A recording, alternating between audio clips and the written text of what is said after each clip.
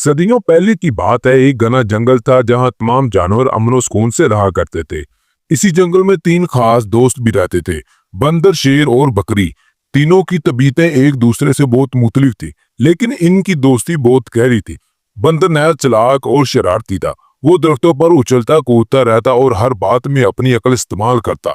शेर ताकतवर और निडर था, जंगल का बादशाह था मगर गुरूर से पाक। बकरी सीधी सादी, मेहनती और सब्र मिजाज थी। एक दिन तीनों दोस्तों ने फैसला किया कि वो खाने पीने का सामान इकट्ठा करेंगे और मिलकर खाएंगे। शेर ने कहा, मैं शिकार पर जाऊंगा। बंदर बोला, मैं दरख्तों से फल ले आऊंगा। बकरी बोली, मैं खेतों के करीब से हरी घास और पत्ते ले आऊंगी। तीनों अपनी अपनी राह पर निकल गए। दिन भर की मेहनत के बाद वो शाम को एक मुकर्रर जगह पर दोबारा मिले। शेर एक हिरन का शिकार करके लाया था, बंदर आम और केले लाया और बकरी ताजा घास और हरे पत्ते लाई। अब मसला था खाने को किसे तकसीम किया जाए। बंदर बोला, हम तीनों बराबर बराबर बांट लेते। शेर ने कहा, मैं सबसे ताकतवर हूं, इसलिए मुझे ज्यादा हिस्सा मिलना चाहिए। बकरी खामोशी से सब कुछ सुन रही थी।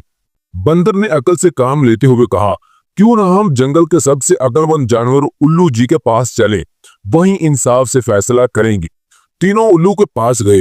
उल्लू ने पूरी बात सुनी, फिर मुस्कुराकर बोला, तुम तीनों ने मेहनत की है, इसलिए तुम्हें बराबर का हिस्सा मिलना चाहिए। शेर की ताकत, बंदर की अकल और बकरी की मेहनत, तीनों की अहमियत है। शेर ने ये सुना तो वो कुछ देर खामोश रहा, फिर गर्दन झुकाकर बोला, उल्लू जी बिल्कुल सही फरमा रहे हैं आप। अगर हम एक दूसरे की कदर करेंगे तो ही हमारी दोस्ती कायम रहेगी। बंदर ने खुश होकर तालियां बजाई और बकरी मुस्कुरा उठी। तीनों ने मिलकर खाना खाया और ये सीखा कि असल दोस्ती सिर्फ साथ रहने का नाम नहीं, बल्कि एक दूसरे की इज्जत करने का भी नाम है। इस कहानी से हमें सबक मिलता है कि हर किसी की अपनी खूबी होती है।